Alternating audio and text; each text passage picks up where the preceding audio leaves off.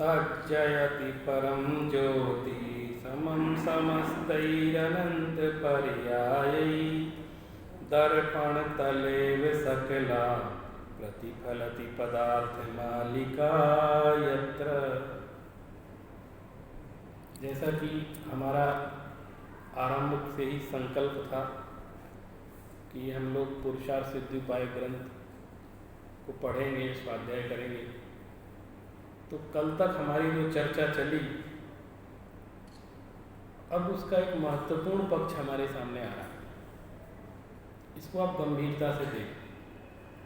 अहिंसा का प्रकरण हमारे यहाँ इतना यूज टू हो गया है कि हम खुद उसकी कीमत कम करने लगे, या हम सोचते हैं तो हमें तो आता ही है। जैसे कोई भी आपसे पूछ लेगा, आप जैन हो ना, जरा अहिंसा समझाना हमको, ऐसे पूछ सकता है आपसे, और समझाने भी लगते हैं लोग, अधिकार समझते हैं तो हमारा अधिकार है इस पर, हम बोलेंगे। लेकिन कभी कभी ऐसा भी होता है कि हम अहिंसा के ऊपरी रूप को जानते हैं और उसकी गहराई को नहीं जानते हैं, तो हम कभी समझा भी नहीं पाते, ऐसा भी हो जाता है। तो हमको अहिंसा का जो लक्षण आचार्यों ने बताया है, और आपको बताऊं, आपके मन में भी अहिंसा को लेकर कई प्रश्न होंगे, कभी संकोच में नहीं बोल पाते, कभी कुछ किसी कारण से उसकी बात नहीं कर पाते, लेकिन मन में बहुत तरह की समस्या अहिंसा को लेकर के चलती, कैसे जिए, कैसे खाएं। और जैन धर्म में तो हर बात पे इसमें हिंसा, उसमें हिंसा, तो क्या करें, क्या कुछ ना करें, तो कैसे रहें, कई तरह की बातें आ जाती। और ये करो तो हिंसा, वो करो तो हिंसा। अच्छा, मंदिर बनवाएं कि नहीं बनवाएं, मंदिर बनाओ तो हिंसा होती है, और नहीं बनाओ तो धर्म रुक जाता है, तीर्थ नहीं बन पाते। माने क्या होता है कि हम अहिंसा को मोटा मोटी जानते हैं, उसको सिस्टमेटिक तरीके से नहीं जानते, जबकि जिनागम में हर चीज़ की व्यवस्था, और उसको अगर हम व्यवस्थित तरीके से समझ लेंगे तो हमको कोई समस्या ही नहीं। हर व्यक्ति के लिए अहिंसा का मापदंड भी अलग है, गृहस्थ के लिए अलग है, मुनि के लिए अलग है। गृहस्थ कहाँ तक क्या कर सकता है। एक जगह आचार्य समंतभद्र स्वामी ने लिखा है, सावध्य लेशो बहुपुण्य राशो। कोई ये कहे, ये जो अपना घर बनता है उसमें भी ईंटा मिट्टी सब सीमेंट लगाना पड़ता है, और मंदिर बनता है तो वहाँ भी ये सब करना पड़ता है। तो कोई बिना हिंसा के तो कोई मकान बनता नहीं दुनिया, चाहे मंदिर बना लो चाहे मकान, नहीं बनता। तो क्या करें, तो वो उसको कहते हैं कि जैसे तुम अपना घर बनाते हो ना, घर तो बनाते ही हो, तो इसी तरह एक धर्म स्थान श्रावक को अनुमति है कि आप उसको निर्माण करें, और उसमें ऐसा नहीं है कि वो अहिंसक ही हो जाएगा 100%, उसमें भी हिंसा होगी, लेकिन उसके प्रति भी अंदर में वैसा, आप देखो जो मंदिर बनाने का संकल्प लेते हैं या कोई पंचकल्याण कराने का, मुनिराज कुछ ना कुछ त्याग भी करवाते हैं कि आप ना ये संकल्प लिया, इस चीज़ का त्याग करो, जब तक ऐसा नहीं हो जाए ऐसा करो। तो एक नियम संयम से, और जब भी हम बनाएंगे तो उसमें भी ध्यान रखेंगे कि जितनी कम से कम हिंसा हो सके, ये भी ध्यान रखें। आपको विद्यानंद महाराज जी एक बात बताते थे, कुंभोज बाहुबली की। कुंभोज बाहुबली का नाम आपने सुना होगा, बहुत अच्छा तीर्थ क्षेत्र है महाराष्ट्र में। तो वहाँ एक बहुत सुंदर विद्यालय चलता है, बहुत सुंदर, और बहुत अच्छा विद्यार्थी अध्ययन करते हैं, खूब जिनवाणी पढ़ने वाले अच्छे अच्छे विद्वान भी वहाँ पर। तो वो एक बात बताते थे कि आपको पता है इतना अच्छा वातावरण क्यों है वहाँ, क्यों है?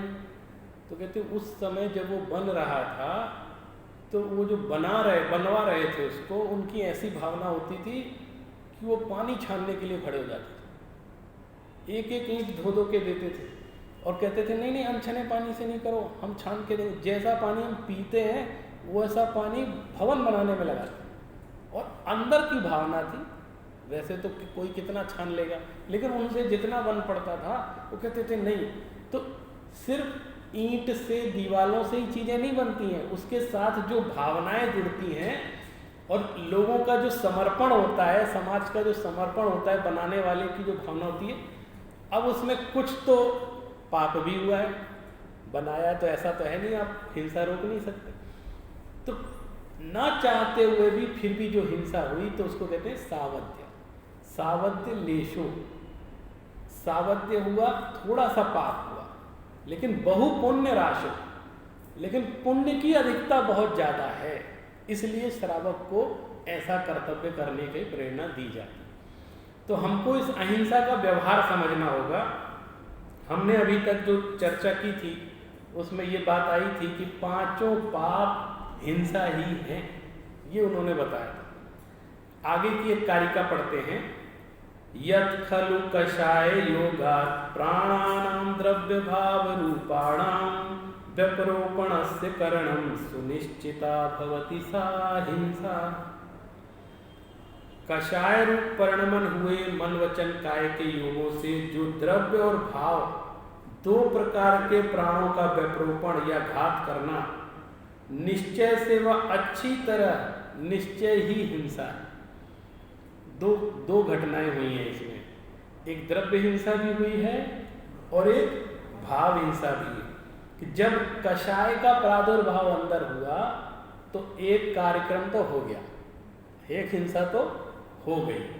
अब उसके बाद दूसरा जो घटना हुई आपके कषाय रूप परिणाम से, किसी अन्य जीव की हानि हुई या उसको कष्ट पहुंचा द्रव्य रूप से, तो वो कह रहे हैं कि उसमें भी दोनों को दो तरह की हिंसा, इसको भी द्रव्य भाव हिंसा हुई और उसके भी प्राण दुखे अंदर से, और शारीरिक कोई हानि हुई या कोई चोट लगी, कुछ हुआ, तो उसको द्रव्य और भाव दोनों हिंसा, उसकी भी हो गई और अपनी भी हो गई।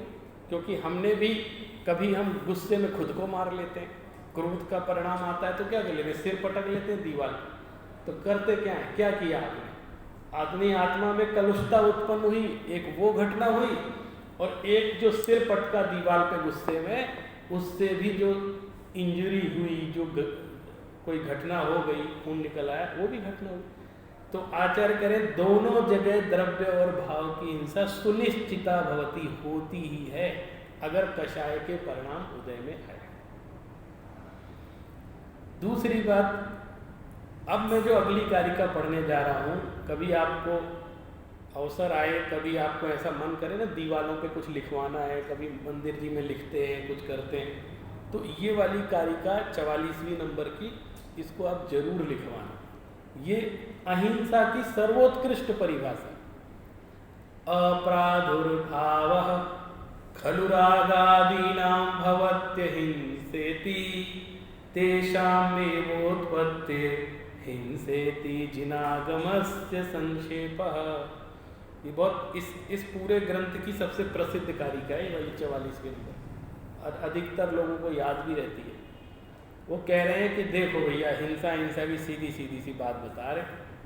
अप्रादुर्भाव खलु रागादीना भवत्य हिंसेति, आत्मा में निश्चय से रागादि भावों का प्रकट नहीं होना, ये अहिंसा है।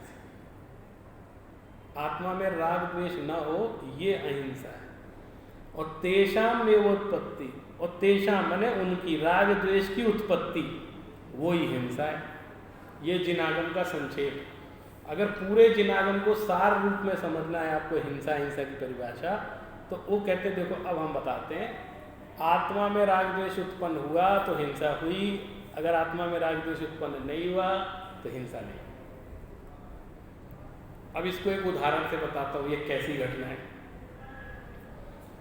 हमने संकल्प पूर्वक किसी को मारने का निश्चय किया, क्रोध है, उसने मेरा कुछ बिगाड़ा था, मैंने सोचा मैं इसको मारूं। और आजकल जो आधुनिक हथियार है मारने के, मान लीजिए हमने बंदूक ली और वो कहीं दिखा और हमने गोली चला के उसको शूट कर दी। अब क्या हुआ, मैंने गोली चलाई, उठाया, सबसे पहले क्या किया, मैंने संकल्प किया कि मुझे एक पंचेंद्रीय जीव की हिंसा करनी है, हत्या करनी है। तो कार्यक्रम तो वहीं शुरू हो गया। जब से आपने प्लानिंग बनाना शुरू किया कि हमें मारना है, संकल्प किया। इसीलिए गृहस्थ को संकल्पी हिंसा का त्यागी होता है पूर्ण रूप से। इस संकल्प पूर्वक नहीं मारेगा, ऐसे किसी काम धाम में कुछ किसी का हो जाए अप्रयोजन रूप से तो बात अलग है, लेकिन संकल्प पूर्वक नहीं मारेगा, इसका उसका त्याग है हमेशा से। तो उसने हमने गोली चलाई उसको, और अगले का पुण्य था, आयु कर्म शेष था, उसको मालूम नहीं था कि हम गोली चला रहे, ना हमसे बचने की कोशिश कर रहा है, क्योंकि हम तो छुप के वार कर रहे थे। जैसे ही हमने गोली चलाई उसी समय उसको पैर में खुजली हुई, तो खुजलाने के लिए नीचे झुका तो उसके सिर के ऊपर से गोली निकली। अब बताओ साहब क्या हुआ? वो तो मरा नहीं, जिंदा है। अगर जीव के मरने से हिंसा होती है, अगर ऐसा कहेंगे तो हिंसा नहीं हुई, क्योंकि जीव तो मरा नहीं, जीव तो जिंदा है जिसको मारने जा रहे थे। और कुत्रचित कदाचित कानून भी छोड़ देगा, क्योंकि हत्या तो हुई नहीं, वो भी छोड़ देगा। यद्यपि वहाँ भी बहुत तरह की धाराएं हैं। आपने हत्या की प्लानिंग करी, उसका मारने की कोशिश करी जान से, उसका हर तरह का अलग अलग हिसाब किताब है वहाँ भी। लेकिन आचार्य कहते हैं हिंसा में इतनी सी भी कमी नहीं हुई, 100% हिंसा हो गई, तुम्हें पंचेंद्री को मारने का पूरा पाप लगा। तो बोले तो बच भी गया और पाप भी लग गया, ये क्या चक्कर? बोले यही तो चक्कर है। क्यों? उसमें आचार्य क्या उत्तर देते हैं? कोई कहेगा साहब ऐसा ये तो अन्याय है, वो तो मरा नहीं तो घूम रहा है, बड़े हंस के घूम रहा है, जीवित है, तो कुछ तो कम पाप लगना चाहिए था। आपने तो पूरा उसको जान से मारने का पाप लगा दिया, ये तो अन्याय है। ऐसा कह सकता है वो व्यक्ति, अपनी दलील दे सकता। तो आचार्य उसको समझाते हुए कहते हैं कि भैया वो अपने आयु कर्म के कारण या पुण्य के कारण बच गया, तुमने तो मार ही डाला था, तुमने कोई कसर छोड़ी थी? तुम्हारी तरफ से कोई कमी थी क्या? तुम ऐसे करके अगर तुम्हारा मन बदल जाता, ऐसे कर लेते लास्ट में भी, तो भी हम सोचते कि तुम्हारा घाव बदल गए, मन बदल गया, तो तुम्हारी सजा में कोई कटौती हुई। लेकिन तुमने तो निशाना मिला के अपना काम, तुम्हारी तरफ से तो मर ही गया है वो तो अपनी आयु से जी रहा है, लेकिन तुमने कहीं इतनी सी कमी नहीं छोड़ी थी, तुमने तो चला ही दिया था। और उस समय वो झुकता नहीं तो वो तो गया ही था।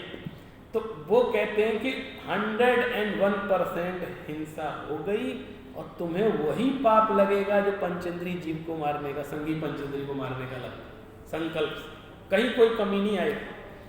और ऐसी हिंसा हम कितनों को आज तक मारा आपने? किसी को थप्पड़ भी मारा तो शायद याद हो, नहीं हो, है ना?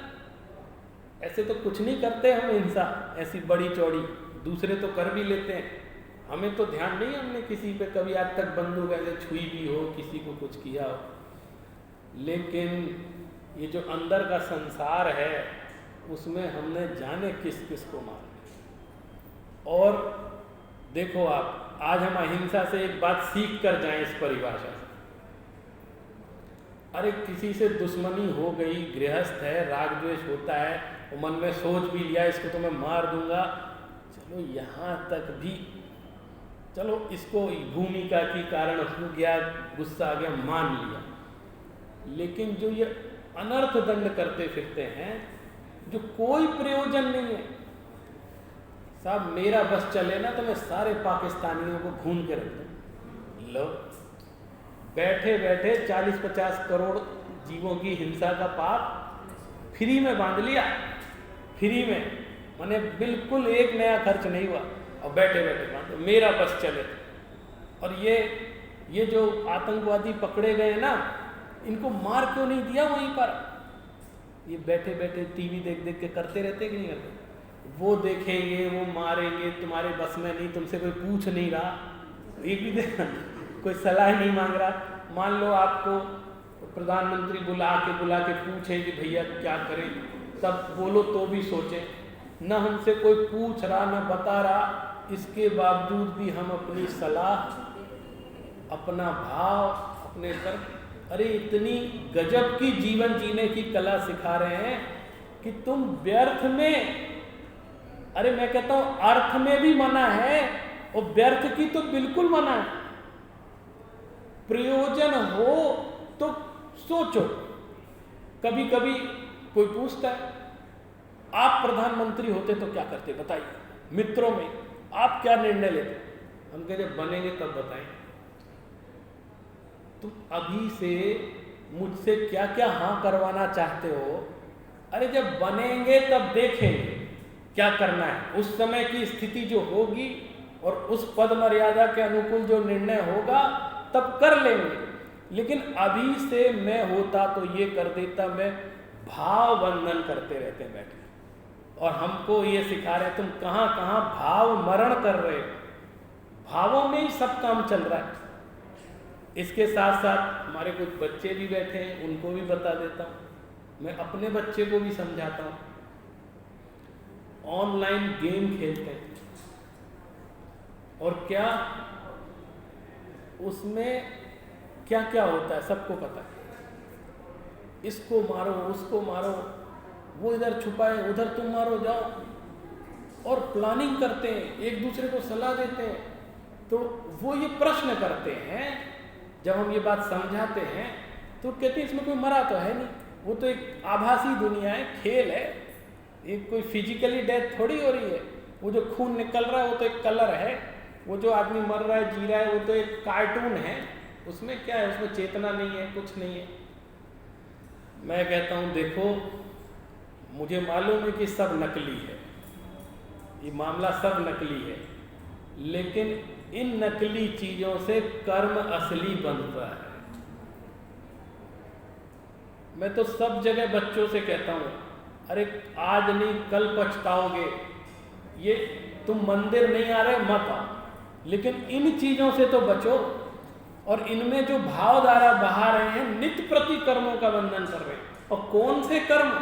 वो ही पंचेंद्री को मारने का कर्म। क्योंकि जो उद्वेग, आप उनके स्वभाव में भी परिवर्तन देख लेना, बाकी के समय में कितना एग्रेसिव रहते हैं, वो सब उसका असर है। क्यों? हिंसक खेल है, भाव में हिंसा आ गई तो और जीवन व्यवहार में भी हिंसा आती है। ये एक ऐसा लक्षण इन्होंने बताया। कोई कहे वो मरा नहीं, जिया नहीं, ये नहीं, कुछ छोड़ो। आत्मा में राग द्वेष उत्पन्न हुआ कि नहीं हुआ ये बता। अगर हुआ तो गया और नहीं हुआ तो ठीक। ये अर्थ यहां से पकड़ेंगे ना तो कभी भटकेंगे नहीं परिभाषा, अगर यहां से पकड़ेंगे। अब दूसरी बात सुनो आप, कमाल की आचार्य लोग कहते हैं, युक्ताचरणस्य सतो रागाद्यावेश मंतरेणापि नहीं भवति जातु हिंसा वे प्राण व्यपरोपणा देव। आचार्य यहां कह रहे हैं, इसके बाद दूसरी बात सुनो। अभी तो मैंने आपको बताया कि कोई मरा नहीं फिर भी हिंसा बने।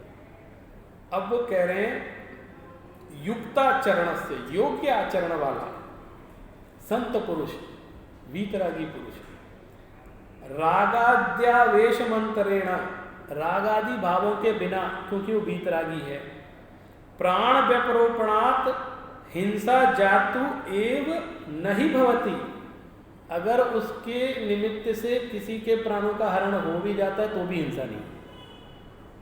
ये कमाल सुनो।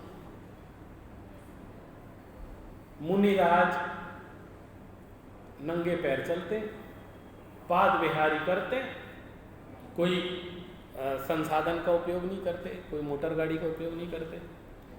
क्यों नहीं करते? एक तो अपरिग्रही है, दूसरा हम जो ये कार बस ट्रक चलाते हैं इससे तो अनंत घात हो रहे हैं। उनकी तो, अरे उनकी रक्षा तो छोड़ो, उनके बारे में सोचते तक नहीं, कभी ख्याल में ही नहीं आता है कि मैं छतरपुर से यहाँ आया तो क्या क्या हुआ होगा रास्ते। ये ख्याल में भी, मैं कह रहा हूँ आज प्रतिक्रमण का दिन है, ये ख्याल में तो आ जाए तब तो प्रायश्चित करेंगे। उस समय सोचें कि आज मैंने ऐसा किया, क्या करूं, उनके प्रति मैं क्षमा, या कुछ तो करो, कुछ कहीं तो हल्का करो मन। माने वो ख्याल में आ जाए, उसकी भी ध्यान दिलाते हैं। मुनिराज राग द्वेष से रहित हैं, और यत्नाचारी हैं, देखभाल कर चलते हैं, बिल्कुल ईर्ष्या समिति पूर्वक चलते हैं, 4 हाथ दे करके चल रहे हैं, और उनके पैरों के नीचे अगर कोई जीव जंतु आकर के उसके प्राणों का हरण हो गया तो कह रहे उनको हिंसा नहीं है। मर तो गया, जीव मर गया, लेकिन हिंसा नहीं। ये कमाल तो जैन दर्शन ही बतला पा रहा है कि जीव के नहीं मरने पर भी हिंसा हो जाती है और जीव के मरने पर भी हिंसा नहीं होती है। ये कला कौन सिखाए? क्यों? क्योंकि उसके राग का अभाव है, प्रमाद उसके जीवन में नहीं है। और आपने तत्वार सूत्र में हिंसा का लक्षण पढ़ा है, प्रमत्त योगात प्राण व्यपरोपणम हिंसा। ये सूत्र पढ़ा है ना, प्रमाद के योग से जो प्राणों का व्यपरोपण होता है। अब उसमें चाहते आचार्य उमा स्वामी इतना लिख देते, प्राण व्यपरोपणात् हिंसा, प्रमत्त योगात प्राण व्यपरोपणम हिंसा, इतना लिख देते तो हिंसा का लक्षण हो जाता कि प्राणों का व्यपरोपण ही हिंसा है, सबको मान्य भी हो जाता। लेकिन नहीं, सिद्धांत विरोध हो जाता। आप बताओ, अगर प्राणों का व्यपरोपण ही हिंसा होगा तो कभी कोई जीव हिंसा से मुक्ति नहीं हो सकता, पूर्ण अहिंसक हो ही नहीं सकता। मन वचन काया का व्यापार जब तक रहेगा तब तक हिंसा होती है।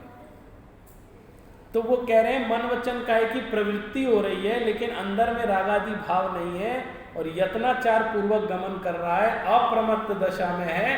तो उसके इतना सब करने के बाद भी यदि उसके पैर के नीचे आकर या उसके निमित्त से किसी के प्राणों का हरण हो गया तो उसको हिंसा का दोष ही नहीं।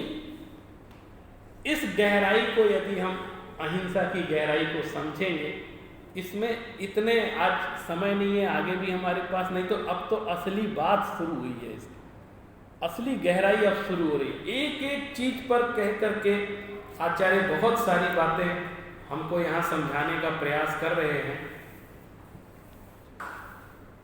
व्युत्थानावस्थायां रागादीनां वश प्रवृत्तायां म्रियतां जीवो मा वा धावत्यग्रे ध्रुवं हिंसा। रागादि भावों के वश में प्रवृत्ति हो रही है, अगर रागादि कषाय युक्त प्रवृत्ति हो रही है तो, और अयत्नाचार प्रवृत्ति हो रही है, तो कह रहे हैं निश्चित ही उसमें हिंसा का दोष लग रहा है। जीव मरे नहीं मरे, जैसे हम ऐसी बातचीत करते चल रहे, ध्यान ही नहीं दे रहे, और या अपनी बातों में खोए हुए हैं और चले जा रहे, माने हम ख्याल नहीं रख रहे हैं, सीधी सी बात, अयत्नाचार है, माने अवेयरनेस नहीं है हमारे अंदर। तो वो कह रहे हैं अब तुम्हारे पैर के नीचे कोई मर रहा है नहीं मर रहा है, ऐसे मतलब नहीं है, तुम्हें तो दोष लग रहा है क्योंकि तुम उनका ध्यान नहीं रख रहे हो, तुम्हारे अंदर अवेयरनेस नहीं। सारी चीज हमारे ऊपर डिपेंड। हम अगर जागरूक हैं तो हिंसा का दोष नहीं लगेगा, और अगर हम जागरूक नहीं है तो हिंसा का दोष लगेगा। हम प्रमत्त हैं तो हिंसा होगी, हम अप्रमत्त हैं तो हिंसा का दोष नहीं।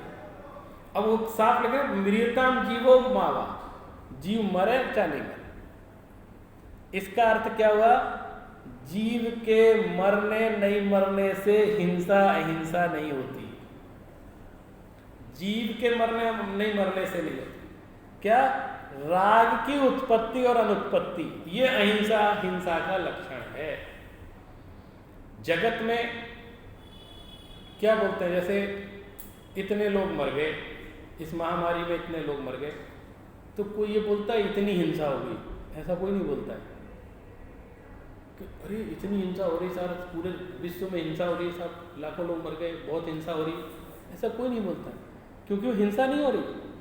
हिंसा मैंने कोई मार नहीं रहा उनको, कोई बुद्धिपूर्वक नहीं मार रहा है, सब बचाने की कोशिश कर रहे हैं, फिर भी मर रहे हैं। तो चूंकि वो किसी निमित्त से स्वतः ही मर रहे हैं, चाहे बीमारी हो चाहे कुछ भी हो, तो वो मरण हो रहा है, हिंसा नहीं हो रही। कोई बोल रहा है, व्यवहार में भी नहीं बोलते उसको। और अगर किसी ने बुद्धिपूर्वक ऐसा किया है, जैसा कि चाइना पर शक कर रहे थे, जिसने जानबूझ के फैलाया, ऐसा बोल रहे थे, अगर ऐसा किया है तो सारी हिंसा है, जितने लोग मरे, क्योंकि उसने बुद्धिपूर्वक कोई चीज छोड़ी है ताकि पूरा विश्व संकट में आ जाए, तो वो हिंसा, क्योंकि एक के अंदर वो राग द्वेष उत्पन्न हुआ है।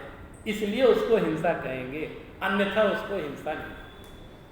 तो ये बात हमको हिंसा अहिंसा के संबंध में समझने लायक थी। यस्मात् स कषायः सन् हन्त्यात्मा प्रथमात्मा आत्मानं पश्चात् जायते न वा हिंसा प्राण्यंतराणां च।